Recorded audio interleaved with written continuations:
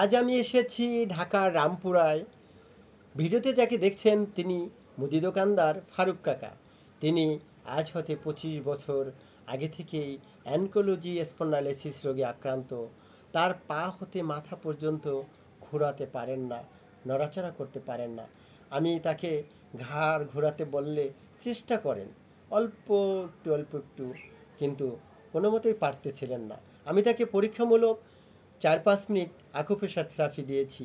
পরক্ষণেই তার ঘাড় থেকে মাথা পর্যন্ত অনেকটাই ঘোরাতে পেরেছেন। আমার ভিডিওতে সবসময় পাবেন বিজয়ের গল্প। আমার চ্যানেলটা সবাই সাবস্ক্রাইব করে রাখবেন, সঙ্গে থাকবেন, ভালো ভালো সুখবর পেতে থাকবেন। আমি হাফিজুর রহমান।